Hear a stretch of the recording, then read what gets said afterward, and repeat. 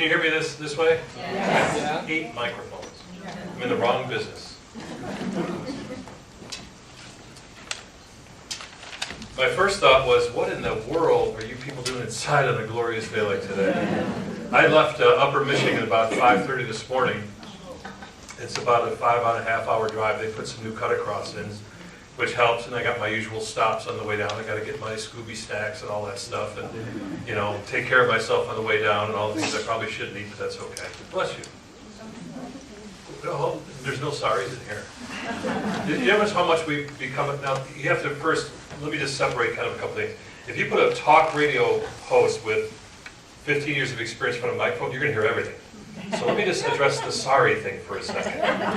We've become a nation of people who are sorry for everything. And then when we say it, doesn't mean, like if you run me over with a car, that's something to be sorry. If you don't pick me up, you should be worse and feel sorry. But we can live with your sneezes, right? Right. Your excuse. Okay. So here's what happens, and the reason I am the way that I am, and have not always been this way, is because once you check out and come back a couple times, you see things different, and you tend to talk different, act different, and not really care what anybody thinks about you, and so that's perfect for talk radio. And gentleman, Bill Sweet, where are you at, Bill? Way in the back. He was talking to me, he says, a lot of people in your position, I've worked with Dr. Oz and Oprah Radio, and I've done all these shows and all these kind of things, they'd be more worried about, their persona. I'm like, I don't give a damn. I mean, you're going to die. Why would you care what anybody thinks about what you're doing? But we have a culture like that. So what I hope to pass along to you today are some things that I've learned, some things I've heard here today. And, I always preface this when I do a talk like this about these type of things. The truth is that we're all going to die. The other truth is not all of us are fully alive. That's why I'm here, to make sure you're fully alive. The death thing, kind of a stamped in your spiritual DNA. There's no way around it. Hate to break the news to you, but so what? You get a chance to do it over again if you want. It's up to you. And but what you don't get a chance to do every day is make the moments matter. And I want to again preface this a little bit and say these are my thoughts. This is how I see the world. This is how I see my life. Whether you pick or choose it, that's up to you. I don't care. Truly, I care about you. I don't care what you think about me. And the reason I drove 5.5, 6 hours here is because if there's one person in here who's not fully alive and decides that they will, then it was worth my drive. I don't get paid a dime for this. I probably won't get, I don't care about you start to become disconnected. I heard of that a little bit earlier today. Once you've checked out and come back in, you see things very differently. It's like peeking over the fence going, really? That's it? What are we doing here? Why we don't? So it's kind of like that. I also told Diane the only reason I accepted to come in is I haven't missed an opening day at Wrigley in 9 years. And I'll be there on Monday morning. And this is the year, right? Yeah, right. I spelled the word delusion, C-U-B-S. I have proof. We all do. That's a whole other deal. I'm not going to try and take. But if you get 40,000 people every week think we're going to lose, we're going to lose. That's one thing. Yeah, he won't do it. Yeah. Do you have any idea why I asked you that? No. Most of the talks I give when I go out, I was just, are you familiar with the TED conferences? What TED is, technology? I spoke at TED last November. It was a great thing to go out there. And we had just finished lunch, and we were at Langley. I spoke at NASA. It was really cool. And they all finished lunch, and they all sat down, kind of like you all did, but the lunch was longer, the sandwiches were really thick, and people were kind of going to the carbohydrate coma thing, which we like self-induced. Oh yeah, here we go.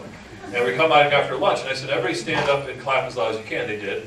There's like 4,000 people there. I'll sit down, do it again. I had to go up and down like elevators. And I said, there's 2 reasons I do that. One is because I asked you to do it. And the second reason is because I get a standing ovation no matter what I say. Before I'm even finished. So, and life is short. This part of life is very short. And I like to have fun. We have a lot of problems in the world that you're not going to solve. And they're none of your business. Flat out. A very close friend of mine, Congressman Bart Stupak, retired yesterday. What you didn't hear, I could sit here for an hour and list you all the accomplishments of what he did for 18 years. And you think, why is this guy leaving? Well, I know why he's leaving. About 8 years ago, his son committed suicide. Not a lot of people know that. And so when somebody yells, you-know-what killer from the floor of the Congress, I wonder if they know that. I don't think so. What this is about today is raising consciousness. And when I'm around people like Congressman Stupak, or John Denver, or Oprah Winfrey, or you people, my consciousness goes up. My sixth insatiable sense is on high alert. And that's not how the world operates. You all know that. That's why you're here. I also want to remind you this as well. If you're falling asleep, I'll probably throw something at you. Like in school. Remember the erasers flying through the room and the dust hitting you? Walk up, what was that? Was that side of the head thing? We had a guy in our class that he had like this neck thing going on. We walked past this blackboard just like this, just right down the whole blackboard. And he was a teacher and hid his yellow stripe on his head every day. Nobody told him. This is great. So the reason I ask that is that this space between now and 5 o'clock, whatever time it is, probably go really fast, and that you all decided to come here. The word decide means to cut off from, so you cut off other things to get here, whatever that may be. I don't know what it is, but you decided to come here. And so what I will say to you is that while I like to have fun, and there are things that I have to say, because you asked me to come here and speak, that again, this is my way of seeing things. This is my experience, which is different than yours probably. There may be some commonalities in there, but this is my experience. This is the way I get to do John. This is the way I get to do my life. And so, while it may seem that I'm somehow enlightened or whatever, the truth is that you can't hold me above yourself, because you only hold people above you that you think know more than you do. And I don't know anything more than you do. I just listen differently, perhaps. Maybe my radio channel's at a different frequency. Maybe you're too caught up watching CNN. You know what CNN stands for, by the way? Constantly negative news. I have friends there, so I got to be careful of it. But here's the thing. The work that I do in the world is a direct result of the work that I did when I was leaving the world. When I was 19 years old, the same age as my son is now, Andy, I was working here in Chicago. I had... if you read Living an Uncommon Life, the first book, I kind of allude to it, but let me expand on it. When I was 19 years old, I thought first and foremost I was going to play for the Bears. Every kid in Chicago thinks they're going to play for the Bears. Last play of my last game as a high school senior at Hanson Stadium in Chicago's northwest side, they put this new stuff in called AstroTurf, which looks like this rug and is about as hard. And so last play of that game, I hurt myself, I was done, all the colleges said, we don't want you. That's when you start realizing that maybe life doesn't go the way you think it's supposed to. That's when the curveballs come. And within a very short amount of time, I went from going to Kansas State on a full ride to nothing. And that's not my program. But at the time, I didn't realize how important that really was, how that moment was. About 6 months later, I found myself not too far from here at Northeastern Illinois University, which is a great school. Yeah? Golden Eagles, eh? Yeah. Hell yeah. And I ended up there. Back then, they had a football team. Pretty good one. We were the Illini Badger Conference winners. I actually played against a guy named Dave Craig, who went on to play for the Seattle Seahawks. I knocked him on his ass. Flat out. He made millions, I didn't. So I ended up playing football over there, and because I only had a partial scholarship, I had to find a job. And so I found a job at an Osco drugstore. I can say the name now because the lawsuit's been settled. I used to say the big drugstore. And I was 19 years old. It was January 19th, 1979. And I was working baling boxes. And you probably see these if you go past Jewelers. These big, looks like bales of hay out back. It's all cardboard with wire around it. That's a baling machine inside. So you throw all the cardboard in, smashes it, put wires through, pull it out. It's huge. You roll it outside. That's how they do the boxes. Well, this particular baling machine had an electrical malfunction on it. And they knew about it. And they told us about it. But instead of fixing it, they said, hey, here's an idea. There's this big switch on the back, but the switch doesn't work. Open it up. It's 550 volts. Open it up, big old cord going in, and then just press the inside button. And I need a volunteer. Who wants to volunteer? You're close, come on up. I said, no, it's not. Why is that a bad thing? What if I was going to give you all the money in my pocket? Yeah. I'm not. You see that scar on my hand, my thumb? What does it look like? Like a place you'd push a button. Like a little cross-up. So you see that, right? I just want to make sure it's real. It's right there, right? And you see this on the side of my hand? Here? You see how my finger doesn't work too good? Oh, yeah. You see how this lump here fits into where this used to be here? And then this all kind of fits together. So when I pushed the button, I was like this. Oh. I just want validation. It really is there, right? Got it. Okay, thanks. What's your name? Lorraine. Big hand for Lorraine. So I reached around this ginormous metal behemoth, and I reached around and pressed the button.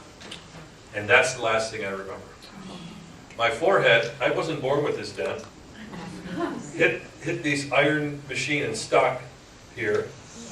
That's a pretty good circuit. Okay. And the cross, I don't wear anything anymore because the cross burned into my chest. The eyelets blew out of my shoes. All the buttons on my favorite shirt that my mom made me wear every Friday blew out. You know those, like the Western shirt, they got a snap that's like a little ivory inside? All that melted. My ears looked like the kid on Jurassic Park. And the only thing that saved my life was that somehow my left hand reached behind me. I was squeezed in between this space, between the machine and a wall. And I grabbed this wooden wall. Oh, wow. And I was wearing rubber-soled shoes on concrete. So the circuit was here, and it would hit my shoes and go up. And for probably 5 years, you could see the marks where the electricity went through. It leaves white dots when it zings through. And so I was stuck there, and here's what I heard in my head. I don't mean to offend anybody. You're up shit creek. You're dead. And all I heard was a loud hum. That was it, just this loud hum. I'm in trouble, and I'm sitting here, and I couldn't move. And my head was stuck, my hand was stuck, and this is how it was. I was 19. I was in much better shape than I am now, and it probably saved my life. And I have this vision in my mind of this moment that seems to be an eternity. If you've experienced these things, they're this fast, but they're that long. And it says, you have work to do. Bye. And then I was back. At 19, I'm like, I'm bulletproof. What does that mean? The only reason I was able to go out because I grabbed that wall, I fell down. Here's where the dominoes start falling. The guy who was the pharmacist that night happened to work late on a Friday. His name was Mike. Mike, this was 1979, had gotten back from Vietnam in 70, 71, and he had been a medic. Great. And so Mike came running out of the pharmacist's booth, and I'm laying on the floor, 3/4 of my hand still stuck on the wall. And quick tally of people who've ever smelled burnt human flesh. It's just the best, right? It's the worst. There is nothing worse. So that's all going on. I'm falling apart. And I have no pulse. I'm not breathing. I'm nothing. I'm like Braunschweiger in a box. Done. And next thing I know is I wake up and here's a guy going. And I'm like, what the hell are you doing? And here's Mike sitting on me going, breathe, damn it, breathe, damn it. I'm like, I'm breathing, get off me. And I got to get out of here because I have no idea what's happened to me. I have no clue. Last thing I remember was I was throwing a box in the machine. And he said, don't move. And it was a flurry of activity. It just so happened Chicago Fire Department, number 32, ambulance driving right in front, got the call, pulled right in. And so it was like, this has to happen to you, but we got it from here. And my experience has been from that time on that it's always like that. Something's going to happen to you. It's not important because the follow-up's already in place. You just may not see it. Well, for this particular occasion, this was in place. I saw it. And the guys came in, my shirt's all stuck to my chest, everything's burned off. The cross is literally burned into my skin. And my hand had by now melted together. It looked like I didn't have a hand. And because flesh will melt like wax and then cool again. It's just that you've seen that. And so my hand was like that. And I'm laying there, and they tear the rest of my shirt off, and the guy puts those, the things on to check my pulse. And I said, are you going to shock me again? No, you've had enough. And my heart was going all over the place. And they get me into the truck. They take me to Swedish Covenant Hospital. And they bring me into the ER. And the whole time, between the time I left Osco and the time I got there, I had no clue. I was just there. Next thing I woke up and I was laying in Swedish Covenant. And they had a big curtain over my arm because they didn't want me to look at it. And my dad had been called in. They got there, of course. And I was, oh my God. I'm like, was his shirt okay? I mean, every Friday, my mom would make me, it was kind of like this shirt, but it had them snaps, And they're like, no, we have to cut it off.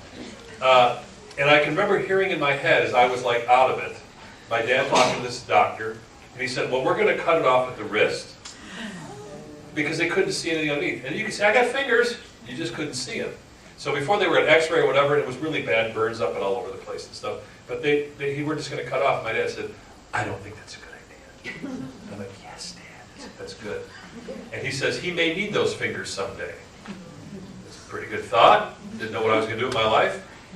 They get underway and start working on my hand. I can remember clearly to this day having this in front of my arm, looking into the reflector of the light and looking at my hand in the reflection like it was a movie. And of course I couldn't feel anything. And they worked on it and worked on it for hours. And when they finished with it, and anybody that works in medical knows that burns are the worst thing you could ever do to a human body. It's not meant to be burned. Okay, be real clear on that. And so I had third-degree burns. My hands had fused together, the bones, the whole. It was just a mess. It was a mess. And so they wrapped it up. By the time I was done, they wrapped it up, and it looked like a beehive. And I had to keep it up. And so they wheeled me upstairs, and they put me on the ward, and there I sat. 3 hours later, here I was sitting. And I'm 19, and I keep hearing in my head, you have work to do, you have work to do, you have work to do. I'm like, you know, whatever. You know, can I get out of here? And they're like, no, you're not. So for 2 weeks I stayed, and my heart was all over the place. Still is. And so this erratic heartbeat went on and on and on, and finally it leveled itself out. And I went home. And they said, you have to sleep with your arm up for about a month. Okay, so we had this really nasty green couch in the living room, and the back pillows, you know, I stuck my arm in there, and for a month I slept this way with my hand up in there. And eventually I was able to take it off. And something really important happened. I would go in and see the doctors, and they would clean the wounds. You know, they'd clean them and debride them and all that. And the skin has to go, winner! And they don't put them on speakerphone, that always gets them. And so I had to clean out, and you have to get down to nothing before the skin comes back. And so luckily I worked at Oscar, they gave me all that stuff free. I got TVs, I got everything. Don't sue us, just give me stuff. You know, I'm 19, give me TVs, food, whatever you dog food, whatever. And so they gave me all this stuff, and I had these gauze bandages, and I had actually got to a point where, you know, I had a storehouse in my office, or my parents' office at home, looking like a medical supply company. You know what betadine is? Yeah. Oh, God. I can't even, to this day, I can't look at it, you know, to clean it and everything. So this went back and forth. I'd go to Swedish, they'd clean my wounds, and eventually a woman said that it was really important, said something to me. It turned out that this nurse had been in high school 2 years ahead of me. And it was a good thing, because I trusted her. And this went back and forth, cleaning and cleaning. And the first time I went, I'll never forget it, when I showed you that scar, the back of my nail had blown out, and there was a hole through there. And to this day, not a whole lot going on up there. And she would actually put this thing through and clean it, you know. It's just really weird. You're looking at it and think, wow. It's like a weird Spielberg thing going, like Stephen King would write this stuff. And all these pieces that were burned, like you can see your bones and stuff, it's like, maybe I'm not my body. Isn't that weird? You know, this is my hand. Look at your hand for a second, go ahead. Do you ever really take a good look at your hand? Yeah.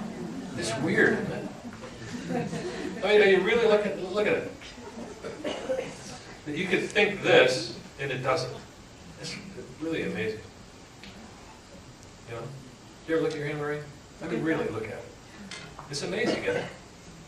I mean, really. It's like a miracle. You know? So when you're 19, you don't think of your hand as miracles. You think of winning the lottery or a really cool car. But I started to realize this movement, this thought, that can do this. And I still forget this. Started doing it on its own. I thought that was the most unbelievable thing. So one day, of course there's a lot of pain associated with burns. And one day, this had gone beyond for a while, I didn't want to clean it. I let her clean it. She cleaned it. There's these little things, they're sponges. You open up a little plastic thing, and the top half of the plastic bristles, and underneath is a sponge, and you wet it, and the soap comes out. And then you scrape all the dead stuff off, and then you wet it and do this. And it really hurt. It was really bad. I mean, it was horrible pain. And I just had maybe 22% burns in different parts. People who've really, it's excruciating. And finally one day she looked at me, her name was Laura. And she looked at me, and she said, I'm not cleaning your hands or your burns today, you're going to do it. I don't know, I ain't going to do it, I'm the patient, you're the nurse, you do it, that's what they pay you for.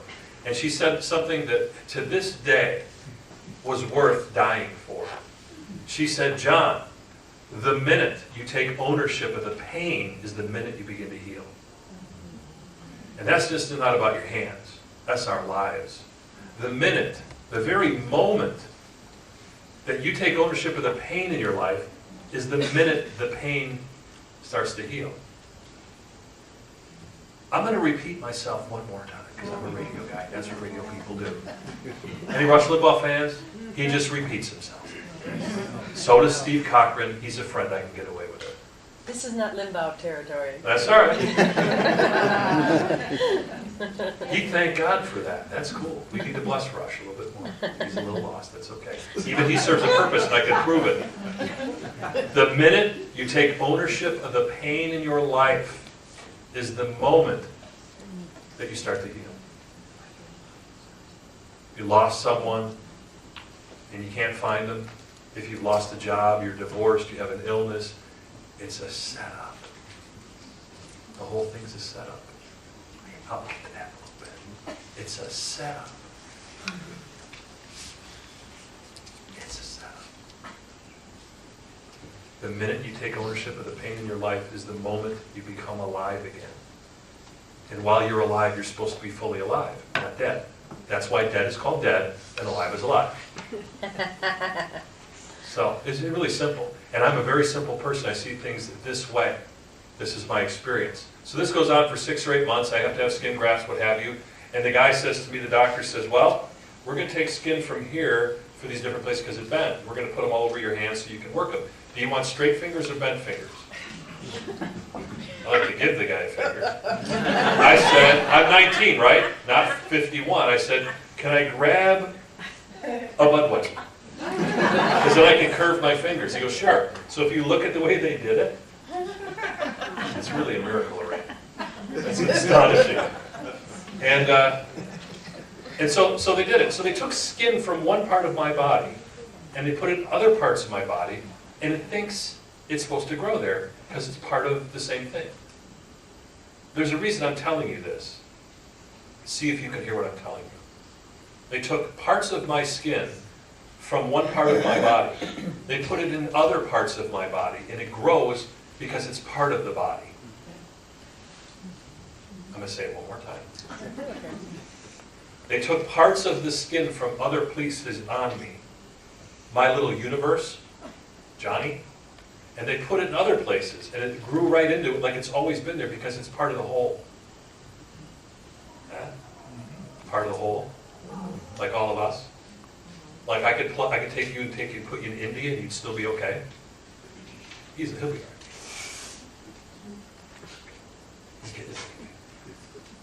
That's the idea. The healing of us is us. All of you came here today. I listened in the back for a little bit in the stories and things like that. And that's why we're called human beings.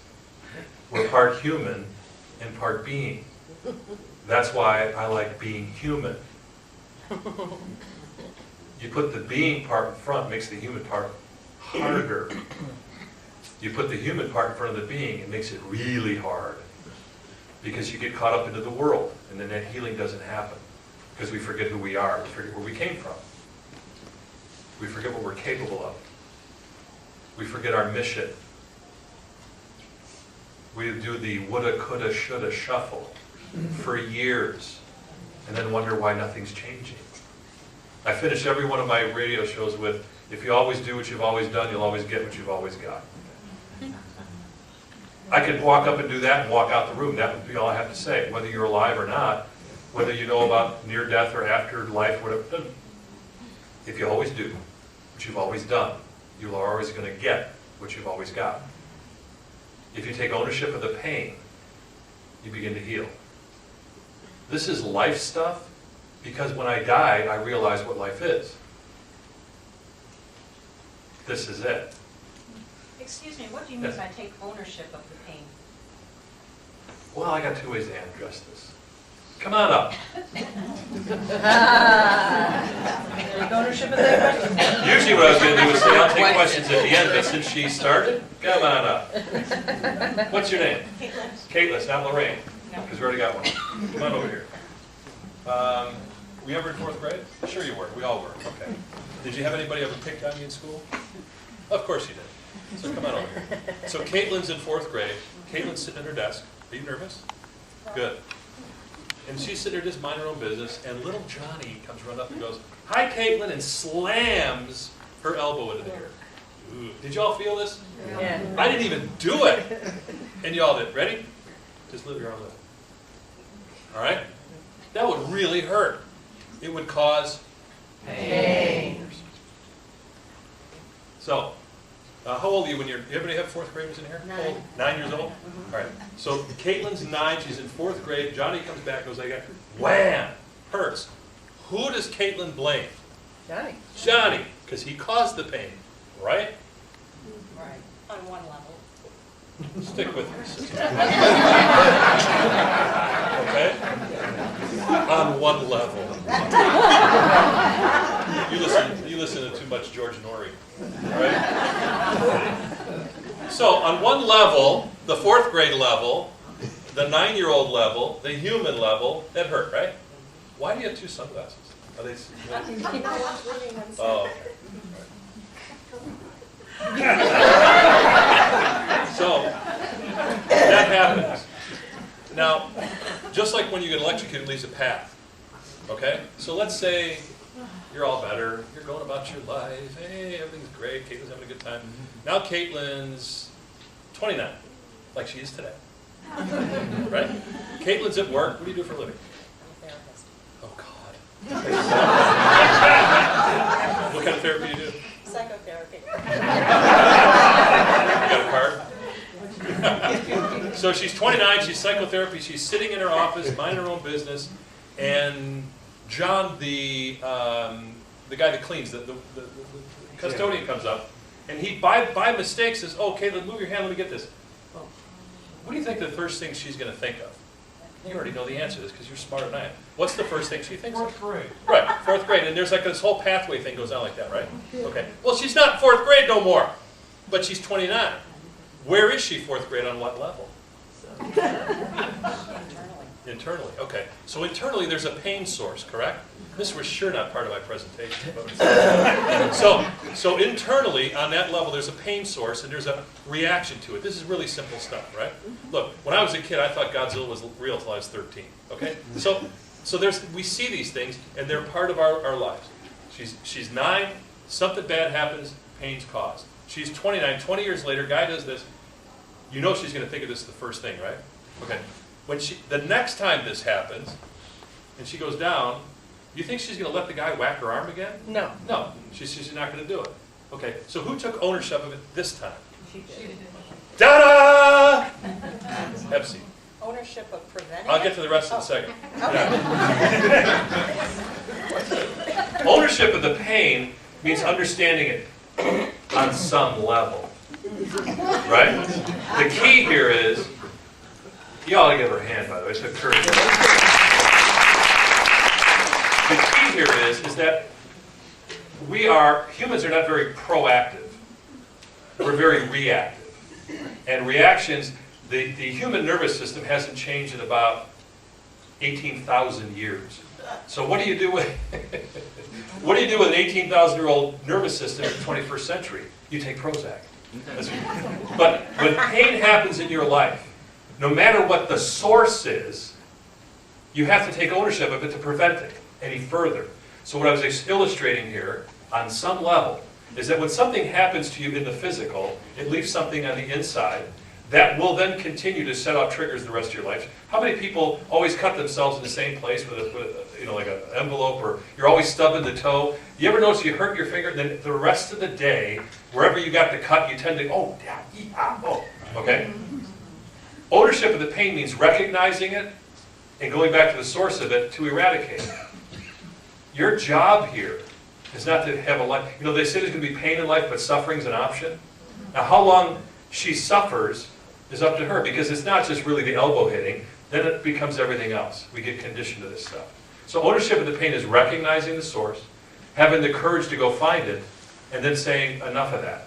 Does that make any sense? Mm-hmm. She's not buying it. We'll talk later. Yeah, no. Well, I understand that. Yeah, that's all I'm saying. It's very simple. There's no big stuff here. Ownership means I'm in charge of it, no matter how it got here.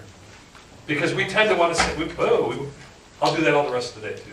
I'll be at dinner, it'll happen. We are more This is a perfect thing. Why we are here is more important than how we got here. Pain is the same deal.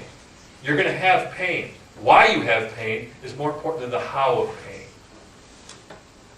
Well, in psychology, we refer to the repetition compulsion, which means we have a tendency to repeat or to draw over and over again the same kinds of experiences. Yeah. But it's not so that we can be victimized over and over again because we love that, we're masochists. Yeah. It's because Speak for each yourself. time, each time we're given the opportunity Yes. to actually go back and address the original wound, Yes. heal. I think I just said that. Yeah. you Go said ahead. Heal. I could get, go ahead. Heal and clear that original Yes. wound, so we stop reenacting or drawing that Yes. pattern to us. Yeah, that's what he's saying. Yeah. Right. We agree. So you already know it. I didn't know what you meant by ownership of. You know what, you know what I mean when I say what I mean? Okay. The bottom line is, it's a setup. From the time you get here to the time you leave here, it's a setup. It's a setup. Every movement, even the ones that seem inane and ridiculous, you know, people say, is it everybody I meet important? No, just 7 of them. Of course it is. It's a setup. Depending on how you believe, you know, I don't like to offend people. I do it quite often anyway. They actually pay me sometimes to do it. But I don't use the G word. I'm going to call it Butch. So when Butch calls you from within yourself, do you listen? Do you answer? Do you follow? For most of us, like, well, when Butch calls you, I get a little nervous because Butch tells me weird things to do and nobody will understand. Okay. Do you listen? Are you on the right frequency? Okay. And so what I'm saying here is the setup is this. Are you ready? Here it is. You're Butch. Thank you very much. That's it. It's no different than taking skin from parts of my body, putting it in other parts of my body, and it grows just like it was there the whole time. And so there's 6 billion pieces of Butch flying around planet Earth, all trying to reconnect with itself, to heal, to experience, to grow, to change, to move. That's it. How you go about that, what you do with that, how you experience that, is how Butch experiences that. That's what I got. But that was the second time. I was 27 years old. My wife and I had just gotten married. We were living in Chicago. I was working for the village of Schaumburg. I was coming down Meacham Road at Schaumburg Road. It used to be a T intersection. Now it is a big development. It was 2 weeks after we got married, and I was making a left-hand turn. North and southbound traffic was stopped. I was making a left-hand turn into 83 Firebird, and a guy in this was 1986, must have had an 85 or 86 Cadillac, about 90 miles an hour, decided he would ignore a red light because he had a couple of cold brown pops over at the stop after work, and he blew through the stoplight and hit us right here as I was turning left, and the car exploded. And do you ever hear that thing about the front windows, all the windshields in the car are supposed to disintegrate? That's not true. Because I ended up into the dashboard. Oh, Lorraine, I need your help. One more witness, come on. Just to make sure, because otherwise everybody's going to want to see it up there. You see this one? That white scar? Yes? See that big vein? That scar is not supposed to cross the vein. You see it? Okay. You didn't sign up for this, did you? You're doing great. So my hand ends up through the windshield, and I'm all the way through the 5 or 90. That was what I remember that part. The next thing I know that I was done. And that voice came again. John, it's Butch. You have work to do. What are you doing? Playing softball. It's all good. Having a good time with the guys. It's all well. You have work to do. You need to do it. You need to get about your business. We'll help you if you listen. And at some point while I was out, they put me in a bag. The car was a V. You ever seen 83 Firebird? I was about 245, 250 pounds. I was working out all the time, and the car was a V. I couldn't get back in it 2 days later because that's how bad it was. And I was in this car, my arm through the window, the blood shooting out, all this stuff. And it's always the hands. My hands take a pounding. They are amazing. And And so they had put this bag, they zipped me up, put the bag, because they got to cut the car open, and they put this rubber over you, and they zipped through the whole thing. And the worst part was, the guys that were doing it were my buddies. They were all paramedics from Schaumburg. And here was a softball buddy in the car. There's nothing they could do for me. They couldn't get me out. And in an instant, when the saw started, I was not in the bag. I was watching it. I could smell it. I could see 20 miles. I saw everything, and I thought, "What are you guys worried about? It's all good. It'll be all right." And everything was heightened awareness so much I couldn't believe it.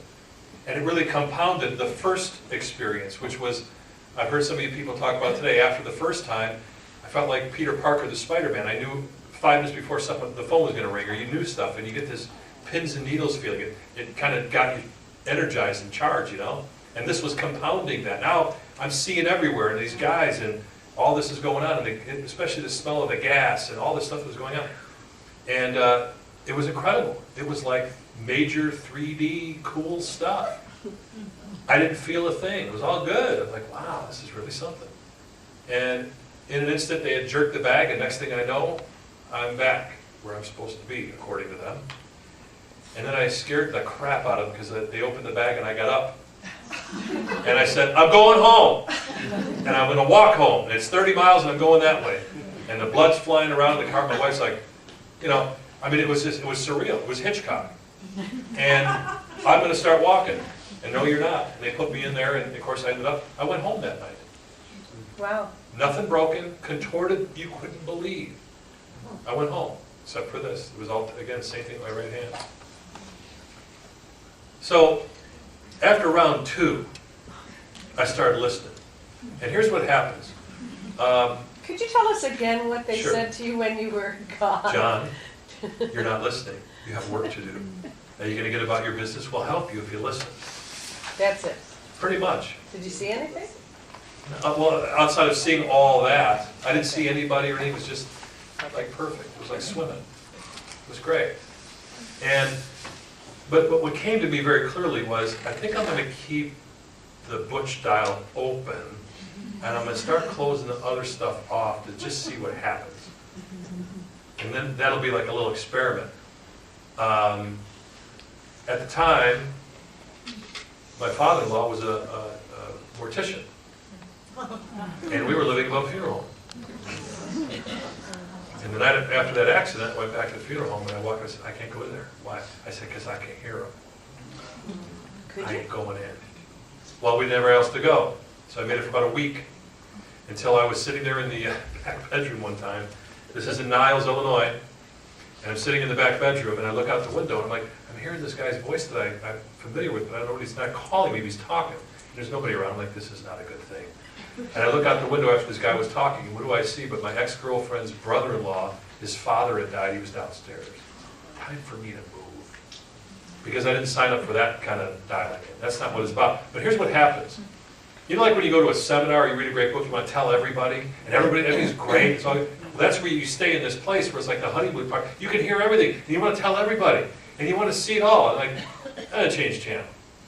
Because we have the choice to do that. So I wanted to get to the channel where I serve. I wanted to go to the channel where if I'm coming back, I want to get to that I'm supposed to do something thing. I don't need to be on TV and read people. I don't care about that. I wrote an article once about near-life experiences. That's where most of us live, near-life experiences, not near-death. You ever see that? And there was a guy named John Edwards on, and he used to do all that stuff. And I don't care about that. Here's what I heard. I want to know that so-and-so was okay over there because I didn't spend enough time with him here.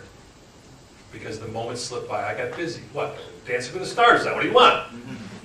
That's what I heard. In the human part of us, not the being part of us, we want to know it's okay. And we rewind every time we didn't make the call, every time we got tied up, every letter we didn't write, every hug we didn't give, every hand we didn't hold, every person we passed on the street we did not reach out for. That's what you feel. And that's what we're here for. Because Butch wants that, to feel that, to heal that. All those pieces that need to be plugged back in. That's why it's a setup. You're looking for yourself. And here we are, in all these different shapes and forms and ways of seeing things, you know. And the average life expectancy in this country, 77.5, roughly. Some people get a lot more, some people get a lot less. I have no idea why, don't care. Here's what I do care about. That's like 28,000 days. You have time for what? To do what, where, with who? 28,000 days, maybe, if you're lucky.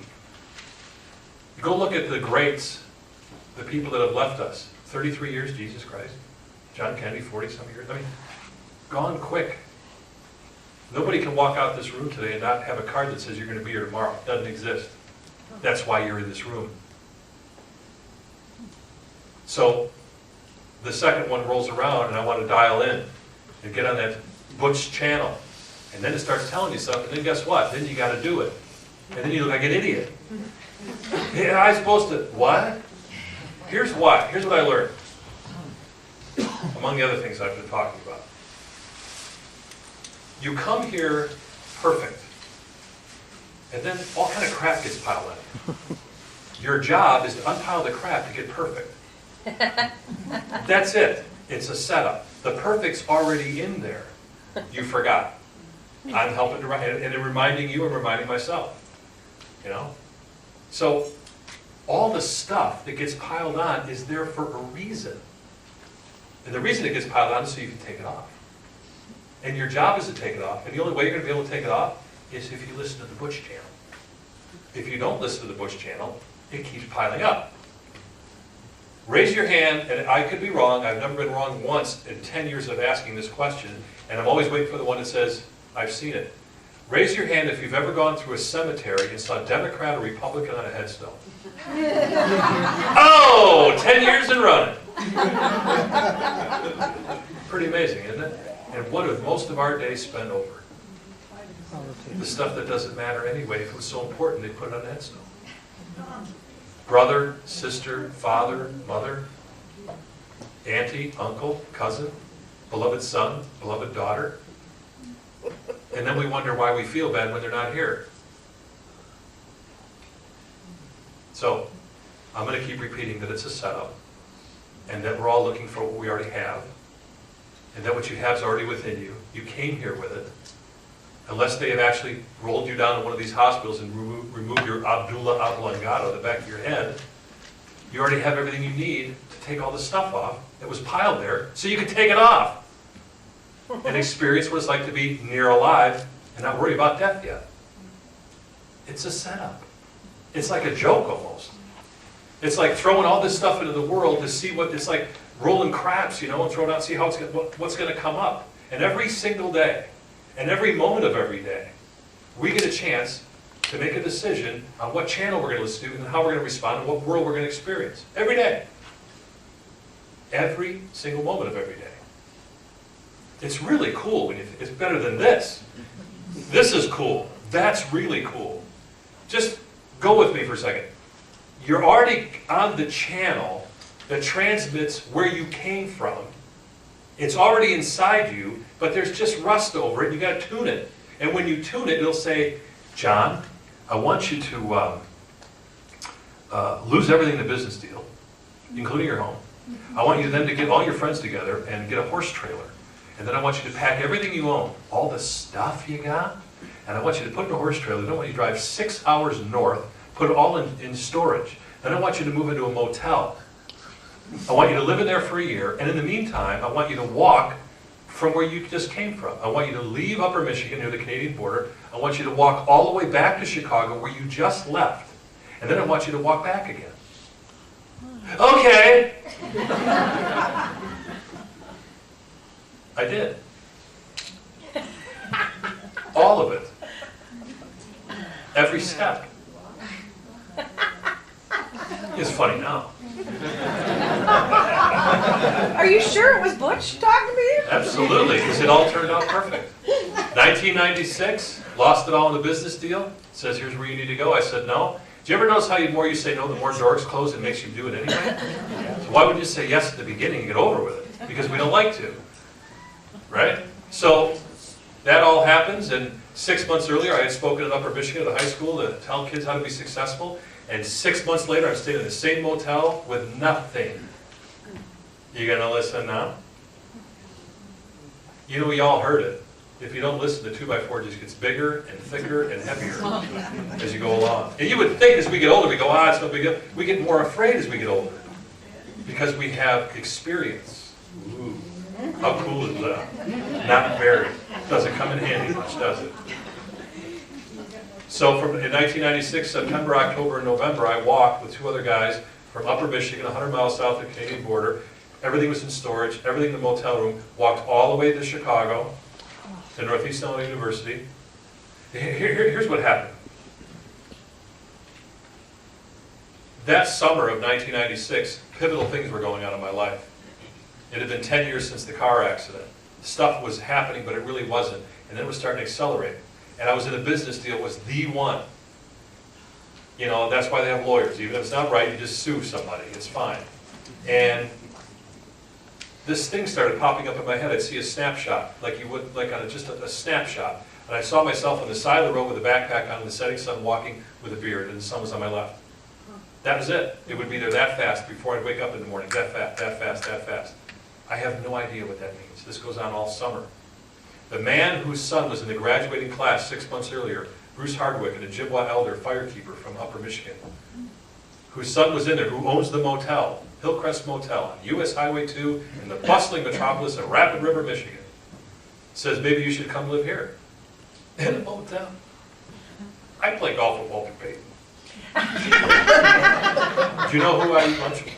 I'm going to go live in a motel? For what? What am I going to do there? He goes, I don't know, but it ain't working there. Well, I'll make it work. Didn't work. Go through the whole summer, all the doors closed, pick up the phone and said, Bruce, maybe I should come up. He goes, maybe you should listen the first time.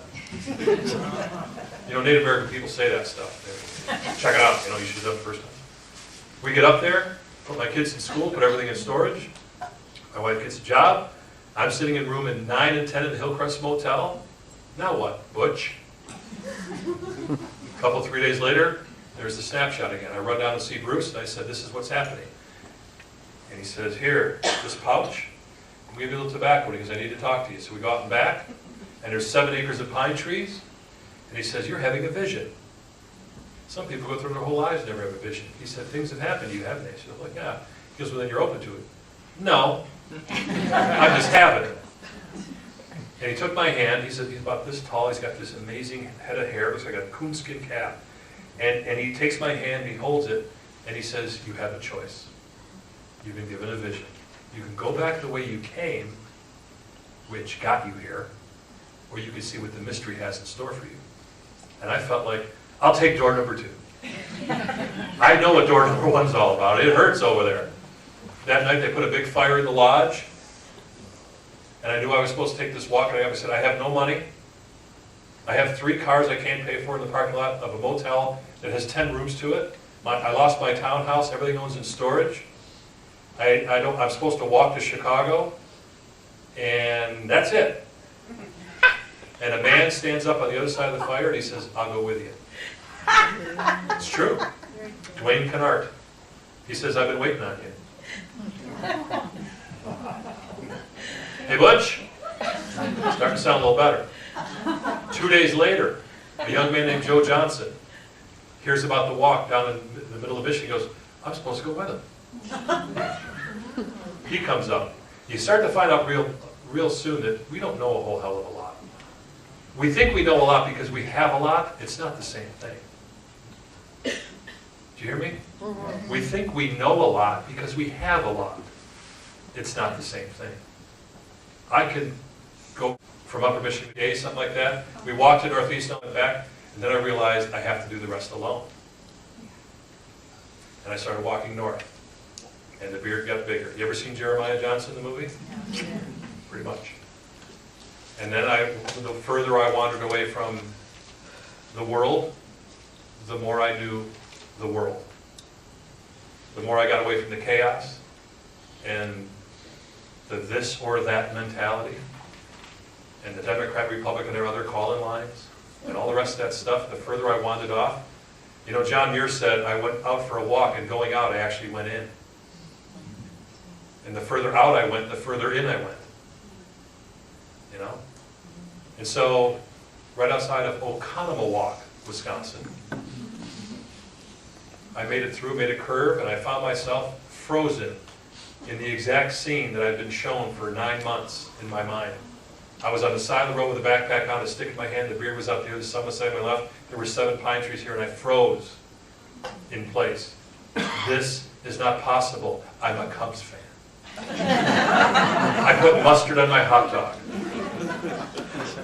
Black and white, Democrat or Republican, north side, south side, this or that. It was not possible. What was possibly reaching into me was the Butch channel was coming alive. And the voice said, as soon as I stopped, I didn't want to move, ever. This is so cool, but it doesn't make any sense. This is so cool, it doesn't make any sense. And the wind came off the lake and kind of moved me a little bit. And this voice came to my head and said, John, it's Butch. Go on the radio. I had no radio experience, never been on the radio in my life, never wrote a book, never did any speaking, nothing. I ran jackhammers, heavy equipment, played semi-pro football, drank at bars, beat people up, did things that I'm not real proud of. But the good thing about the Butch thing is the bigger it gets, the smaller I get, and then I get to do this stuff. And so, go on the radio, well, I live in a motel, that makes sense. So yeah, I can see the radio thing. And every 3 days, even on the way down, we had a bunch of people with us, you know, following us in vans, and we stayed in motels. On the way back, I was totally alone, but every 3 or 4 days, somebody would check on me. And a friend of mine named Molly Stoddard was the ranger at the Horicon Wildlife Refuge in Beaver Dam, Wisconsin. And it was my day to get checked by them, and she came pulling up 5, 10 minutes later. And I go, Bobby, you're not going to freaking believe it. I'm going on the radio. Better get in. A little wild turkey. Dave got a duck today. We'll have some dinner. I said, no, you don't understand. And I sat in the car, and there was a guy on the radio named Barry Farber out of New York City. Barry Farber at that time was probably only about 200 years old. He'd been around radio forever. And I said, Molly, I'm going to do what this guy does, but I'm not going to talk about this stuff. I'm going to talk about how to be alive. I'm going to talk about how we're connected, not separate. And I'm going to talk about that if you always do what you've always done, you're always going to get what you've always got. She's like, you need a bath, a shower. The walk ended. I could go into it. This is my 3rd book, actually. And the walk ended the day before Thanksgiving in 1996. I slept for 4 or 5 days. Nothing happened for about 5 months.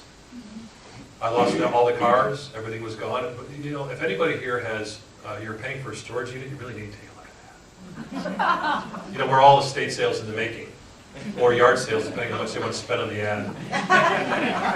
Bottom line. And, you know, I drive past this place in Chicago that says, Life Storage. I'm like, really? Life Storage? This is it? Life Storage. You want to see my life storage? It's so cool. This is where you store your life, this stuff. This is life storage. Only humans would come up with this. And the first month is free! Okay, I'll take 4 of them. But I got a deal on life storage. So cool. 5, 6 months go by, and one morning the kids are off to school, and I'm sitting there in the motel room. It's the spring or late spring of 1997 now. And the voice says, John, it's Butch. Oh, hey, how you been? Where you been for 6 months? While my cars were repossessed, while I couldn't find a job, where my parents thought I was nuts, where I don't have any friends left, where my in-laws think I'm a whack job. Where you been? Oh, you haven't been listening. Oh, okay. Because what happens in between the Butch channels, we get our stuff in between there, and then you can't hear it. And then it pops up, you're like, where you been? I've been here the whole time. Where you been? Not here. You know what that feels like. It's called Excedrin PM, stuff like that. And it says, you need to start calling some radio stations if you're getting on the radio. Oh, it's not just going to like appear? No, you need to pick up the phone.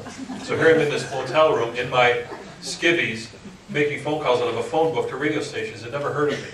I have no radio experience at all. Never been to broadcasting school, anything. And I'd pick up the phone, they'd say, well, who are you? Well, I live in a motel. I just walked 1,000 miles round trip. I'm really proud of myself, and I got a lot to offer. Click. I started to reframe the pitch a little bit here and there, you know, kind of reform it. When I got to number 18 and they started hanging out, I think, I'm doing something wrong. Or I'm just supposed to persist. Maybe I'm just supposed to persist and there's nothing wrong. Maybe wrong and right aren't even real. Good. Pretty cool. Next phone, pick it up. And the woman said, it was a CBS affiliate, she said, tell me about your show. I said, well, here's, and off to the races. So the next week I met the owner, flew in from Washington. He said, what do you want? I said, I want a year's contract. I'm from Chicago, that's what we say. I have no experience, I've never done this, but I want you to pay me for a year. Like an alderman, you know.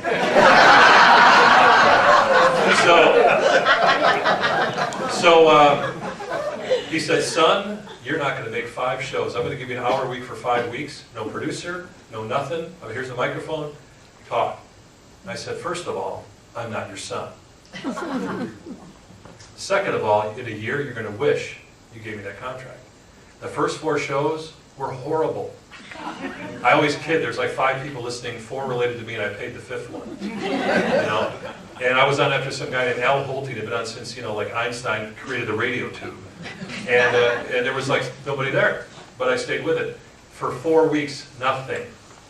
And then I said, Butch, I'm kind of out on a limb here. He goes, well, that's where the fruit is. Don't you want to be out on a limb? Why would you want to stay where the trunk's at? It's crowded. It's where the ants are and stuff. You want to get out on the limb. And what's nice for you, it's not, call Stedman Graham. What? Call Stedman Graham. Oprah, yeah, I know who he is. I play golf. Call him. Tell him to be on your show. Tell him, ask him. You tell him. Okay. So I called Chicago. I'm living in a motel, remember, 330 miles north, room 9 and 10. And I said, hey, Stedman, it's John. He goes, yeah, what happened to you? Where you been? I said, busy. Been busy. Got a radio show. Yeah. Where you been? I have a radio show, and you're supposed to be on. I want you to come out with me next Wednesday. He said, you're not kidding. I said, no, I'm not kidding. Okay, I'll do it. Here's what I didn't know when I called him the Thursday prior. I didn't know that on Monday he'd be on the cover of People magazine with Oprah. The second thing is, because Butch does some pretty cool stuff sometimes. The second part is, I didn't know he had a book coming out that next Tuesday. And on Wednesday at 9 o'clock, he's on with me. Didn't know that stuff. So we get on and we did it, and the phones lit up, and nobody asked any weird questions about Oprah. It was a really good show. And then they gave me 5 more shows. And they gave me 5 more shows. They gave me 5 at the end of the year.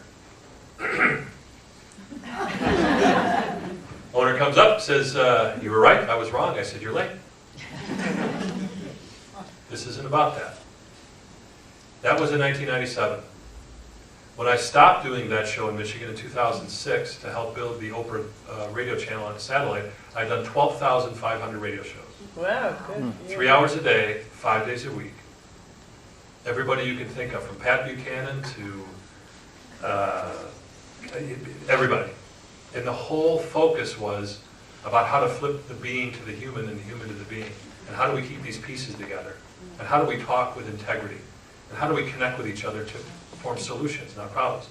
Now imagine that back to back with Limbaugh 5 years in a row. Rush go from noon to 3, Johnny from 3 to 6. I didn't have to do anything different than I'm doing now. He made me look really good. You know? I find it amazing. You know, Rush is an incredible entertainer. That was pretty good, wasn't it? Yeah. It's easy to say there's no environmental problems if you live in a controlled environment. He lives in a fortress in Florida. It's always 72 degrees. Of course there's no problems outside there. Here's what I learned in talk radio. I've done all those shows. I've worked with everybody from Oprah to Dr. Oz to, I was actually on Barry Farmer's show 2 or 3 times, you know. And here's what I learned about radio. It's filled with people who know everything about everything, but haven't done a damn thing. And we listen like they do. And that is dangerous. Because that's not the Bush channel. That's inside you. So you can imagine the conversation I had with Christopher Reeve was a little different than the ranting and raving the hour before about Rush Limbaugh. I'm here to tell you that bastards must be out of office. And Christopher Reeve saying, I'm dying.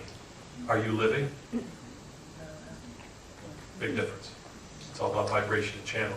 So in 2006, or 2004 roughly, as Diane mentioned, 2002 I donated a kidney to my daughter Amanda Lee. She was born with kidney reflux, and they took her right kidney out when she was 5, right at Children's Memorial in Chicago. And talk about interesting things that happen. You got to learn to pay attention. You know, somebody said it earlier, over here when they had the microphone going around, they said, you have to pay attention and not worry about the outcome. That's pretty much what life is. Just pay attention, don't worry about the outcome, enjoy the ride. There's going to be bumps, there's supposed to be, so you get stuff off, as I said. So Amanda's born with this kidney problem. She's 5 years old, and they have this new doctor coming from somewhere in Seattle to do this. He just got there the day before. He's just in charge of nephrology, and his name's Dr. Gandhi. I trust him. Implicitly. He does the surgery, and he comes up afterwards, and he says, I think she's going to be okay for the rest of her life. You may have to get a transplant, but I think she's going to be okay. He leaves, and a whole other team of doctors come in. No offense to the doctors, and if there is any. This whole team comes in and says, within a year she'll need a transplant, dialysis. There's a whole clipboards, and they left. And I thought, there it is again. What are we going to transplant here, to put here, to move here? How do we connect this? My daughter's 5, and I said, Amanda, we have a choice. We can do what Dr. Gandhi said, or we can do what these other guys said. She said, I liked him first. She's 5. And so for the next 8 years, I asked her every single day, Amanda, what are we going to be today? She'd say, positive, my kidney's getting better. Positive, my kidney's great. The mind connection to the body. Why do you think we have it? It's not separate. It's in there for a reason. All right? You know the difference between a belief and a knowing? Before I go one step further, do y'all know? Who said that? I know it. Who is it? Come on. Who said it? No, we didn't hear you. A belief Okay, and and what is the difference between a belief and a knowing? Anybody know? A belief and a knowing. Experience. Yes, ma'am. How many people have kids? Do you love them? Not all the time. Okay. Do you believe it? Do you know it? Do you know the difference? When you get to a knowing, beliefs are just things. You know, that's why we don't have different kind of Republican headstones, is a belief. So when you get to knowings, that's when things start really changing. That's digging down into the Butch system big time. The Butch that I know believes nothing and knows everything. And if you're part of that system, you don't need to believe, you just need to know. How do you get to knowing? Past believing. You get stuck at believing. I still believe Cubs are going to win one year. It's a belief. It ain't real, but it's a belief. I believe that everybody come in the opposite direction past driver's ed. I believe this, all these things, they're just things. They're just things. They don't mean anything. We make them mean something. Knowings, you know. They're concrete experiences you've had at some level that change the way you see the world. And I knew that if I talked to my daughter in a way that she knew, it'd be okay. 8 years of asking a question. We talk to ourselves anyway, might as well have something good. So by the time year 4 or 5 rolled around, they said, we would go to the children, we went to Children's Memorial, they said, we have to call people in. She was having compensatory growth in her kidney. 1 in a million. Why? Because they only thought the liver did that. They believed only the liver did that. Exactly. Anybody here like liver and onions? No. It's an organ of excretion. You know this. It's not good. Anyway, they believed that. Well, how is it possible my daughter went past that and her kidney was growing? This little bubble popped out. They would call, you got to see this. We know something you don't know. Butch is running the system. When she's 13 years old, her body starts to give out. And this is the last thing I'm going to leave you with. Boy, I'm right on time. This is what I'll leave you with. How it can work when you know there's a way, but you don't think you have to be the way. And you get out of the way. In the family. The only 2 people, it got narrowed down to me. The problem is both my father and grandfather died of polycystic kidney disease. It's hereditary. My sister didn't have it. I know something they don't know. I don't want it. I have no room for it. I was never tested for it. It only shows up when you're about 38 or 39, somewhere in there. I learned a lot about the kidneys, because they filter things out. Everything, and depending on who you talk to, has an emotional center to it. Why would it not? I mean, it's like opening the, I bought a Volkswagen Jetta diesel because it gets great gas mileage. If I took it out, took the spark plugs out, I don't need these. It doesn't run. It's as much a part of the system as the system is. So for me to say, or for anybody to say, that I need this or need that, I must have some say over that. There must be some conscious thought. Because everybody had doesn't mean I have to. I didn't agree to that. I didn't challenge that a little bit, ruling. I want to do a shout out here. A little bit different. So I know my father would, at the time he was still alive, would have, my grandfather was 59 when he died, polycystic. It was 1972. So all this had happened. And I'm supposed to donate a kidney, and the doctor's like, John, you may need a kidney. Come see me. Like, no, I don't think so. So I do all these tests. I found I'm in really good shape. The last thing is an ultrasound to see if there's any cysts on the kidneys. So we leave Madison, where we're going to do the deal, and we get back, and I go to this Ojibwa Lodge where this all started for me, years earlier, and they're doing a naming ceremony there. And for the Ojibwa people, a naming ceremony is very, very important, because when they give you a name, it speaks to the highest within you. Not like, no offense, hey asshole, got a turn signal? That's different name, okay? This is a spiritual connection to the highest part of you. How often in your life during the day do you call on that part? We don't. And if we do, we often forget.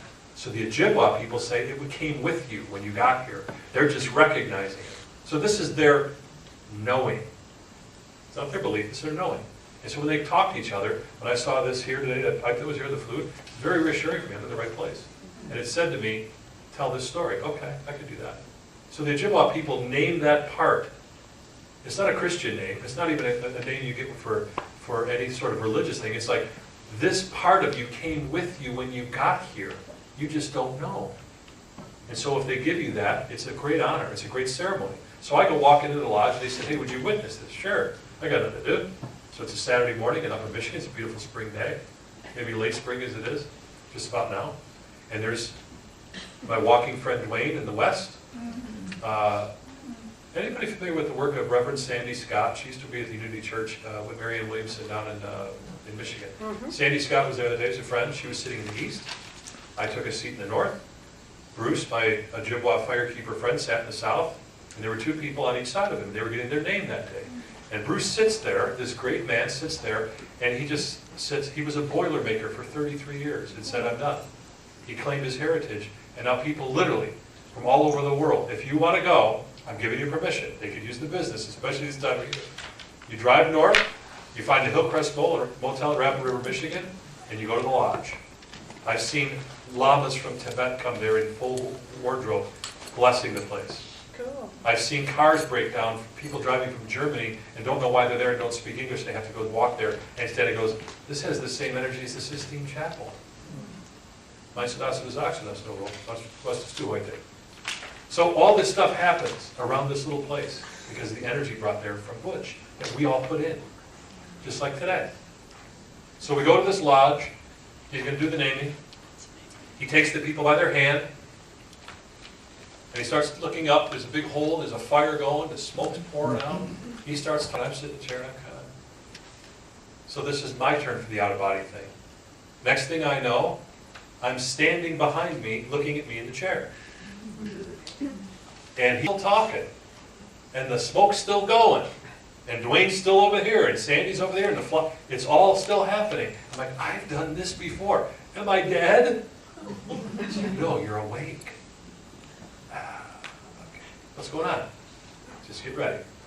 And from outside the lodge, which is a huge structure, and it's got the ribs inside, and it's all on the outside, it's all canvas. I can feel this pressure coming, like a wave. It's in the book, by the way, this story. This wave is coming my way. And through the wall, a man comes. Through the wall of this lodge. Broad daylight. Bruce is still talking, Dwayne, and this guy comes walking right through the wall. And in my mind goes, oh, it's Jesus!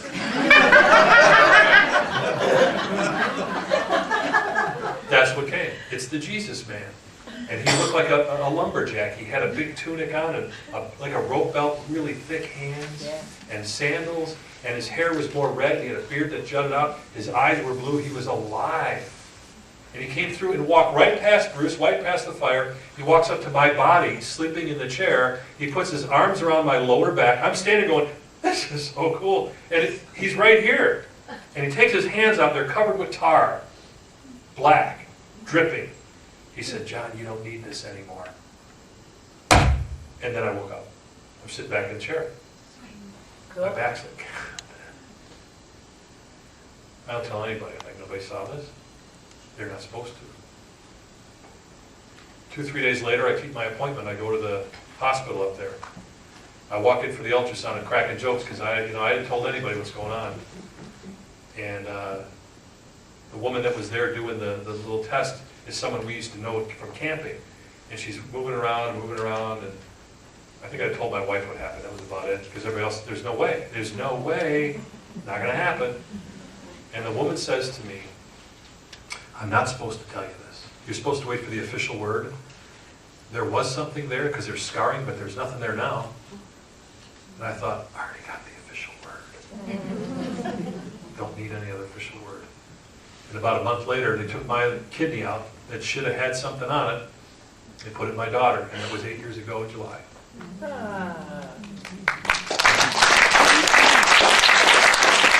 So the best part of all this, I kind of kid her about it because I don't like the word rejection. Put a stamp, rejected. No offense to any MDs in here, but please don't say that to people. Rejection. How about, you got any acceptance medicine? Or is it all rejection? It's a little different tenor and tone, isn't it? Rejection, acceptance. So we had about a 3-month window to get ready and accept it. We worked together in preparing her, and you're going to get it. And guess what, Amanda? Butch says that this piece that comes out of here, whether it's this or my kidney, plugs right into you, no problem. Really, Dad? Absolutely. Why wouldn't it? Well, no one told me. Well, I'm telling you. So we worked on it. 8 years, not one rejection episode. Minimal meds, because they tell her, that's fine, because the insurance says you got to do it. No problems. Played all-state in volleyball, growing like a weed, goes to school. And after about 2 years, she said, all right, knock off the kidney jokes, I'm not giving it back. It's mine. I was waiting 2 years for her to say, it's mine. I said, well, you know about organ memory retention, don't you? OMR, organ memory retention? No, what's that? Well, if you want a date, I'll know.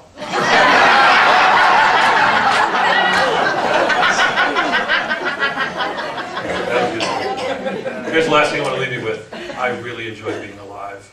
I hope you do too. The time will come soon enough. It's already implanted and encoded in your spiritual DNA when you're leaving. We all have a shelf life. All of us have a shelf life. Sometimes they rotate the stock a little bit. Sometimes they change the label on you a little bit as you grow. But just understand, please, that the world was not set up as a this or that world. It was set up as a this and that world. If you think this or that, you're missing half the game, kids. If you think this and that, you get to stay for a full 9 innings, no matter how short or long your hair. It's a very, very cool thing. It's a great gift. And so what I hope that you got a little bit of today is a little tuned into that channel that you all have. You came here with it. It's standard equipment. There's no upgrades needed. It's standard equipment.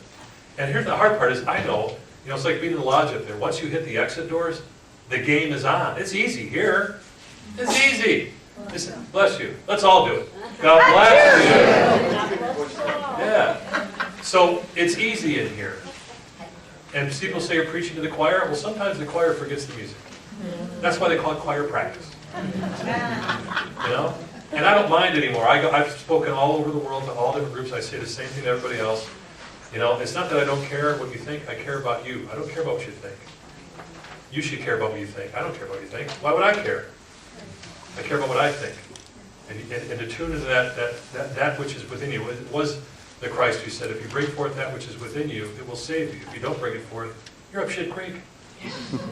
You get a Jerry Springer, go, look what happened. What? Or you can, if you just wanted to experience that. Just don't get none of it on me. I want to leave you with this somebody, I don't remember who it was, mentioned earlier about my friend John Denver, who is very sorely missed. And once a month, his wife Annie calls and we talk. And the dreams I've had and the things that have come to me, more than anything else, tell me that we're not alone. And that we never are and never can be, as much as you try to separate each other from the seats. We're never alone. It's not possible. We all come from the same system. And when John died, it was the day that I had moved out of the motel into a trailer. Big upgrade. Taj Mahal. I kid you not. It all fell together. Moved into that trailer. And didn't have a radio on or a TV that day. Didn't have it hooked up. Next morning, I was ready to take my kids to school, and I heard on the radio that he had died in a plane crash. And we had been friends for many years. I spoke at the Windstar Foundation. I think his music is, it's more than him. It comes from another place. And I would encourage you all, if you forget about being alive, that you go listen. There's a CD out in particular, just a little plug for it. It's 1985. He sang in it in the Soviet Union. He was the first American artist to do a public concert 6 years during the Cold War. And it was just he and his guitars, nobody else. And they snuck in recording equipment. He tells the story of they snuck their recording equipment, and him and a guy named Roger Nichols, who was the Steely Dan producer, and they go to the Soviet Union, and they get off the plane, and they got these ginormous suitcases for two guys, you know, for like a week. And they go in, and they go, well, we have to check in. So they walk in there, and they take the back room, and they find this recording equipment. So it's here, I'm getting this mental picture. John, long drawn-out story how we tell it. He says, here we are in this back room, the guys with the big hats, the big coats, and here I am. And here's Roger Nichols, and we're caught. And I'm John Denver, and they're going to put me in prison. And he says, the guy looks, he says, what are you going to do with this stuff? He says, well, we're going to record. He says, are you going to take me home country roads? He said, I'll do it as many times as you want. Took out his guitar, played it for the guy there, go ahead. Because that happened, there's a 2-disc set. Those tapes sat for almost 28 years. Forgotten. And I was listening on the way down here, and it's John Denver in USSR, Soviet Union, and if you get a chance to listen to it, it is the best. It is standing in the middle of the Cold War on the Bush Channel. Cool. Very cool. So I hope you all go pick it up. Anyway, John died and had a hard time with that, and then he came to me in dreams for 6 months every Wednesday and told me everything. Got to be a little irritating. Well, what's with the Wednesday thing? But the bottom line was that one of the last, it would take too long to tell you all, but one of the last dreams he came to me, he said, I want you to write a song. And I said, what's that? It's called Angels and Eagles. So I don't write songs because I know what I do. And he took this pen and he went like this and it all showed itself. And so I sent that to some people, and it was manager and stuff like that. And nothing ever really came of it. But what it reminded me of is the way what I want to leave you with today. The Butch Channel will often invite you to participate. Your choice to participate or not is totally up to you. That's what free will is. You can crawl along and do whatever you do, and that's okay. You're going to get to the same place eventually. Or you can tune in quicker, accept the invitation, and the ride gets a whole lot more interesting. Somebody said it earlier today, man, your life is nothing but synchronicity. I'm like, well, it's supposed to be that way. That's how it's set up. That's the system. In 1992, and if you pick up Living Uncommon Life, there's stories, and I'll make this really quick. I was with John in Boston. I just had to go there, and I went to see him. We talked backstage, and I hadn't spoken anywhere yet. I hadn't really done much of anything. I was just starting to wake up. And do you ever have somebody come and say something to you right when you needed it? And you went, they see something in me, I don't see it myself yet. It's very cool. We go through this whole thing in 1992, backstage at the Wang Center in Boston. I'd change the name of the place, but that's me. Anyway, we're backstage at this, they're doing a Catholic Charities event. They raise $250,000. John does an amazing concert. I was guided to go there. We already knew each other. He said, what are you doing here? I don't know. I think I'm supposed to talk, maybe you know. And he said, did you bring me anything? And I had this stone with me and some letters that kids had written because I'd done some speaking and environmental things around Chicago. And if you remember his face and all, it just was this thing, you know, and that your voice mattered. That was a foreign concept to me. That you're a gift to the world. By you being here, one of 6 billion pieces of Butch, you're a gift. You came fully wrapped, ready to go. And that your voice, this Longfellow said the human voice is the organ of the soul. And listen, look how we use it. Turn on C-SPAN. The human voice is the organ of the soul. So when you speak, the moment you leave here, I would ask you to do something. When I'm done with this, I'll stay for questions, that's fine. But take a minute to think, before you say a word, you're its master. After you say a word, you're its slave. Wow, that's a good one. Say it again. Before you say a word, you're its master. After you say that word, you're its slave. The human voice is the organ of the soul. That's why we all sit and watch American Idol, I guess. Maybe not. 92, I went and saw John. 1993, he was doing these WinStar Foundation seminars in Aspen for many years. Jacques Cousteau, big Whoopi Goldberg, this was an amazing thing. 1994, Dr. Mae Jemison, first female black astronaut in history, canceled 2 weeks before the event. I was in the basement of our townhouse in Chicago cleaning the cat box. Spiritual activity. You gotta clean the shit. That's what it is. Then you gotta get rid of it. Otherwise it builds up. We don't want that. Just get rid of it. And the phone rings. And I run upstairs and answer the phone, and it's John's office. And they said, you planning on attending the WinStar event this year? I said, yeah. They said, would you speak? I hadn't done anything. What do you mean would I speak? Well, Dr. Jemison canceled it. John said to call you because your voice matters. And you're a gift to the world. Wow. So I'm telling you all today, when I went into Aspen, a week later, stood in front of 3,000 or 4,000 people in the Aspen Music Tent with a list about this big of things I wanted to say. That event was called The Human Family, and that's what I'm going to leave you with, because it wrote itself a year earlier through me, long before I was ever asked to speak, long before I'd ever done anything. As a matter of fact, it's in the book, Living Uncommon Life. I was sitting in my backyard one day, and Butch said, write this, you're going to need it. And a year later, this is what I told people. Have you ever sat and wondered at the setting of the sun, or how a flower blossoms, and that summer always comes? Have you ever held a snowflake or dried a small child's tears? Have you ever dreamed of peace and love throughout your living years? It's because you're the heart of the human family. You're the promise of life to come. You are the very pulse of this living world. And you are the only one. Have you ever walked in the rain? Smelled sweetness of drops in the wind? You ever knelt in humble prayer and forgiveness of imagined sin? Have you ever hurt so bad that you swear you'd really rather die? And then you woke the next morning and you saw rainbows in the sky. Because you're the eyes of the human family, the promise of life to come, a prophet of faith and bringer of dreams. You are the only one. Have you ever seen the hunger in the children of the land and watched as we consume ourselves, destroying what we don't even understand? Have you ever stood in silence as the leaders slowly take their fall and prayed for their legacy and all those names on cold stone walls? You're the voice of the human family, the promise of life to come, a singer of songs for all the world, and your greatest has just begun. And on this day, today, sit and wonder at the miracle that you truly are. And know that your light shines from within, and it is bright as a northern star. And dream your dreams of a world without that hunger, where those children never shed cruel tears. And know that you can make that happen by living through untrue fear.